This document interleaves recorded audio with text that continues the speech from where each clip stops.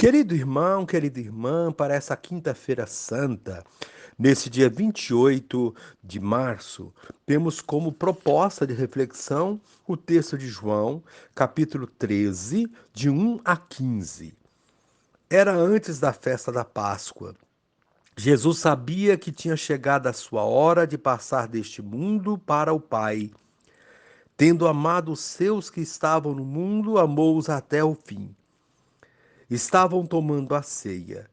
O diabo já tinha posto no coração de Judas, filho de Simão Iscariotes, o propósito de entregar Jesus.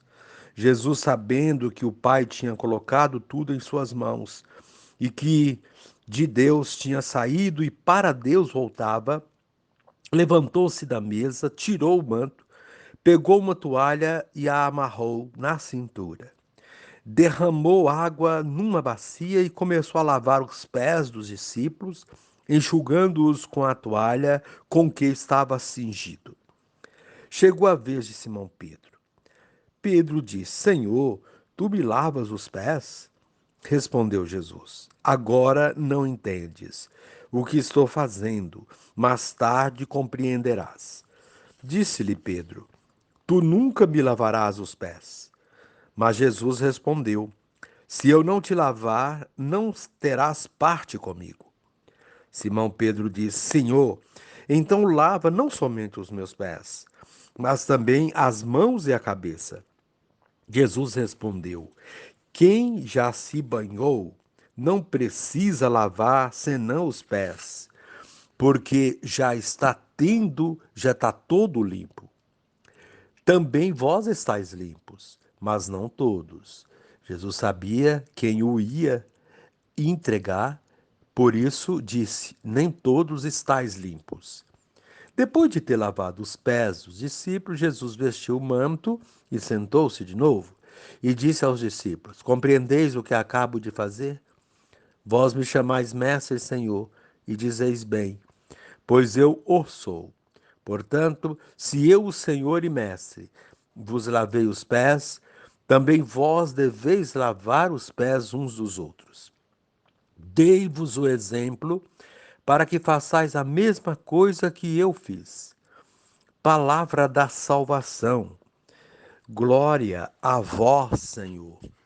Querido irmão, querida irmã, na última ceia com seus discípulos, Jesus anuncia que sua hora chegou.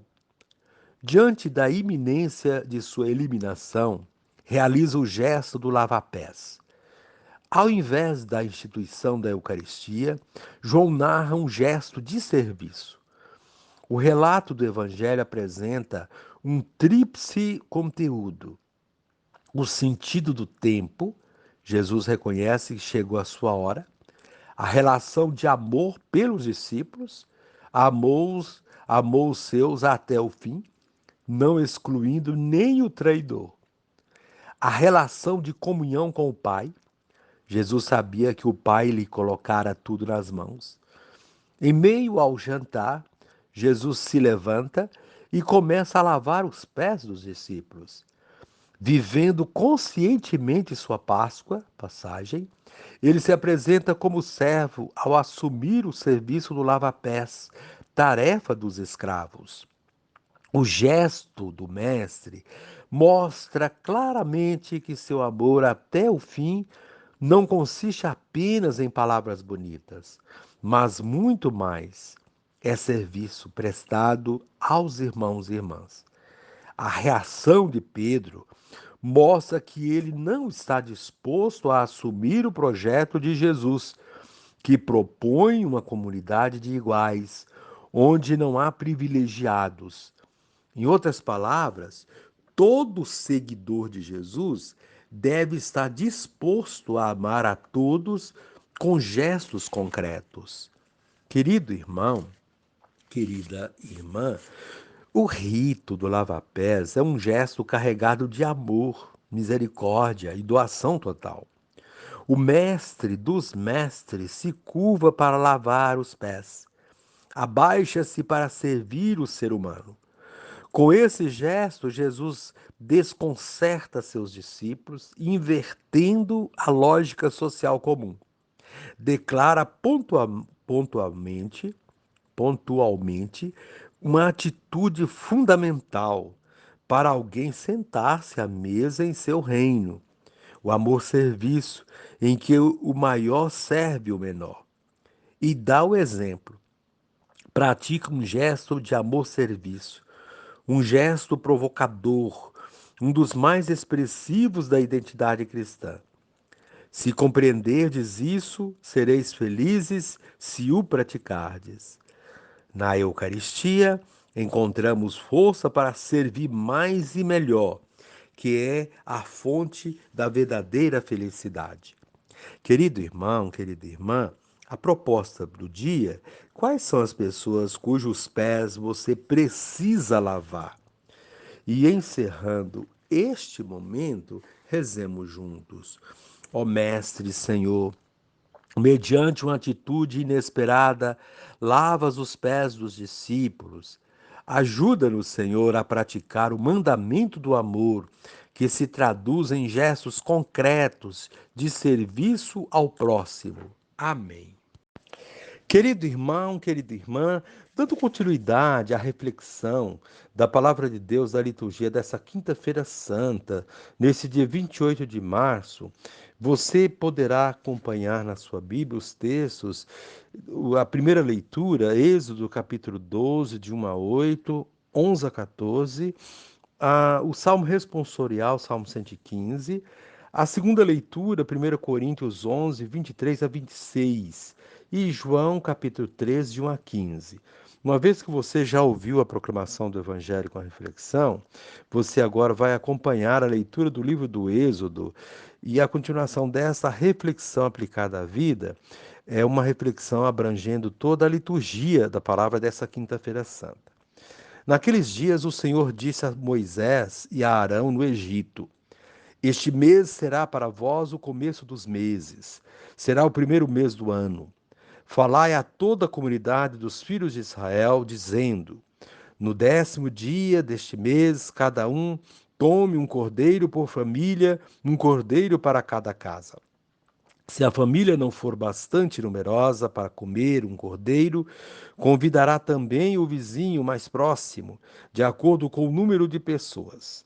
Deveis calcular o número de comensais conforme o tamanho do cordeiro.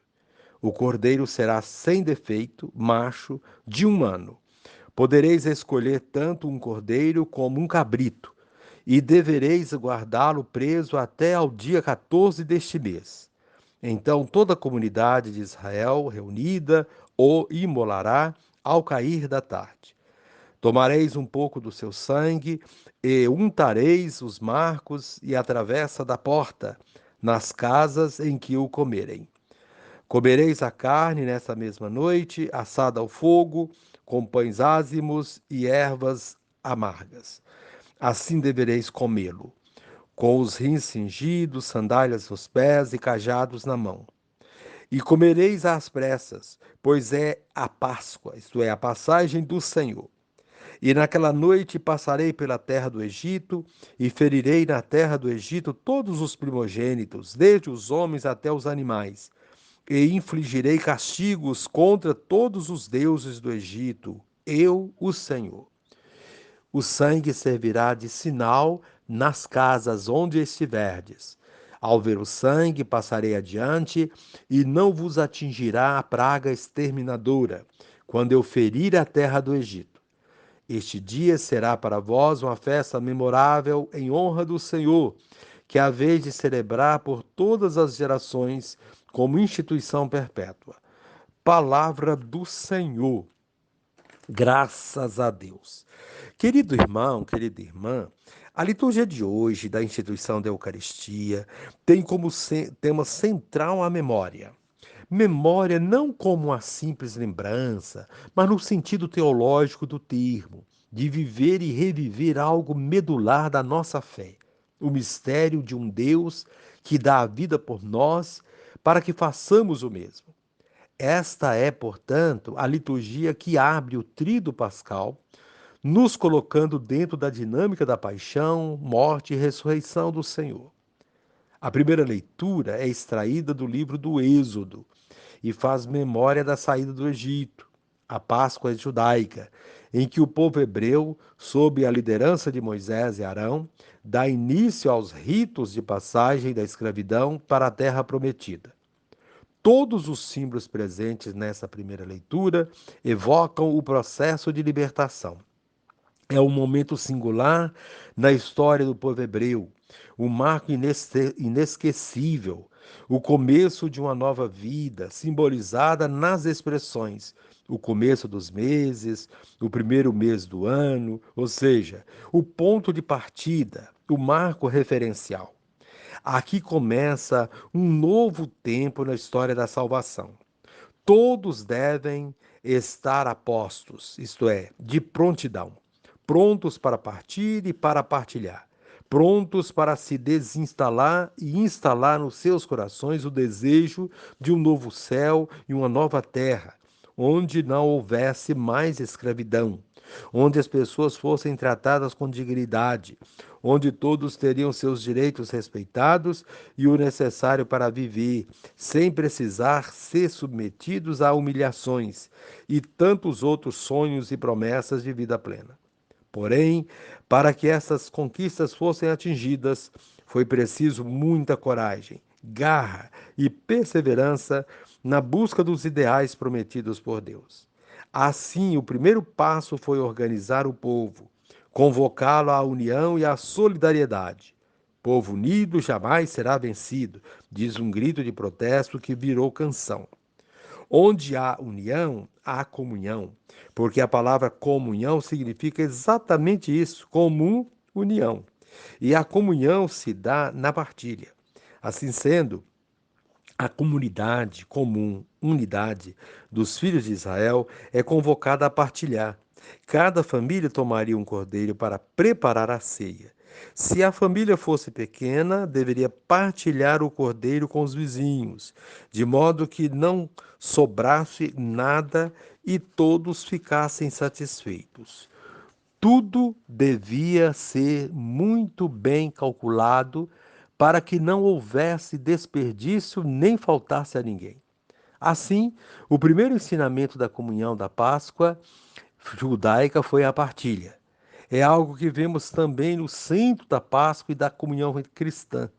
Outros símbolos aparecem nessa primeira leitura e nos ajudam a entender a memória que está sendo feita. Com parte do sangue dos cordeiros imolados se untavam os marcos e a travessa das portas, lembrando os perigos e ao mesmo tempo a proteção de Deus. As ervas amargas eram a memória das dificuldades enfrentadas e por enfrentar. Os pães ázimos eram o sinal da pressa para fazer essa passagem. Não havia tempo de fermentar os pães. Esses alimentos, carregados de simbolismos, eram consumidos numa atitude de prontidão. Comer com os rins cingidos, sandálias nos pés, cajado na mão, prontos para a partida, prontos para a passagem, prontos para a missão. Tudo feito às pressas, pois era o momento decisivo, a Páscoa, isto é, a passagem tão esperada que, portanto, não mais se podia esperar. Era hora de fazer acontecer e urgentemente. E a mão de Deus estava com eles, os protegendo de todas as adversidades. Assim, temos na primeira leitura a memória da Páscoa judaica, ou a festa memorável, como o próprio texto nos diz numa exortação para a celebração que deve ser feita para sempre, como instituição perpétua. É, portanto, a instituição da Páscoa judaica.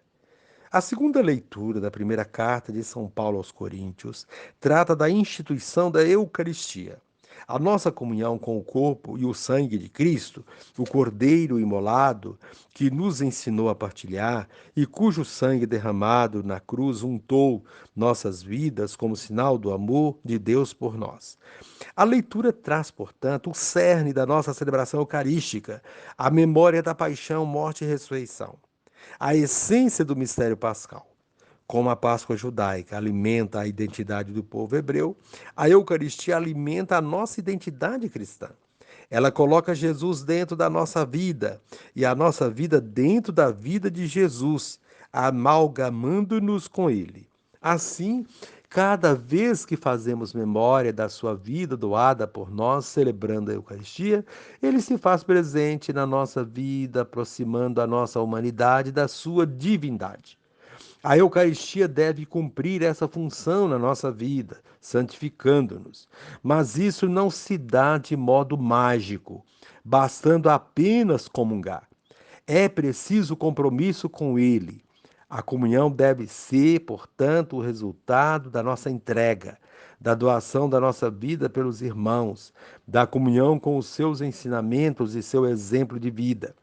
Desse modo, todas as vezes que comungamos a Eucaristia, estamos fazendo essa memória até que ele venha.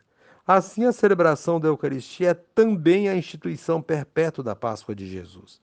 A Páscoa de Jesus é a nossa Páscoa. Páscoa de que fazemos memória na Eucaristia. Eucaristia que é serviço, doação total, sem limites, comunhão. É o que vemos hoje no Evangelho de São João, que destaca o elemento do serviço ao próximo como essencial para uma verdadeira comunhão. Não é possível comungar com Cristo se não seguirmos o seu exemplo, o exemplo do serviço da humildade. Durante a ceia, já sabendo da traição de Judas, ele dá um dos últimos e mais contundentes exemplos de comunhão. Levanta-se da mesa, tira o manto, pega uma toalha, amarra-a na cintura e, com a água numa bacia, lava os pés dos discípulos. Quem fazia isso eram os servos, no sentido estrito do termo. Jesus dá o exemplo do servo, para que todos pudessem ser servos uns dos outros. Servir ao próximo é, portanto, a mensagem central do Evangelho de hoje e da memória de Cristo. A Eucaristia é essencialmente serviço, doação sem restrições. Assim sendo, é preciso descer dos pedestais onde nos encontramos devido aos nossos cargos, títulos e posses e tirar o manto do orgulho, da arrogância e do poder e colocar o avental da humildade, da mansidão, da simplicidade, da pureza de coração e nos abaixarmos para lavar os pés dos nossos irmãos, isto é, para ajudá-los, para acolhê-los, para tratá-los com igualdade e com dignidade, para servi-los. A lição que Cristo dá aos seus apóstolos no dia de hoje é uma lição que não devemos esquecer. Não podemos fazer dessa celebração uma mera encenação, como se ela fosse um teatro, mas vivê-la naquilo que ela tem de essencial, de teológico, de verdadeira memória de Jesus. Querido irmão, querida irmã, com essa celebração de hoje, a Eucaristia se recobre de significado. Não é possível sair dela do mesmo jeito. Quem sai da celebração, da instituição da Eucaristia, do mesmo jeito que chegou, não entendeu o seu significado teológico, não comungou verdadeiramente. E encerrando este momento, rezemos juntos. Senhor Jesus, faze-me compreender o grande amor que tens para comigo e reforça minha amizade e fidelidade a ti. Muda minha mentalidade e faz-me compreender o significado de teu gesto de humildade que me cabe fazer no trato com meu semelhante. Amém.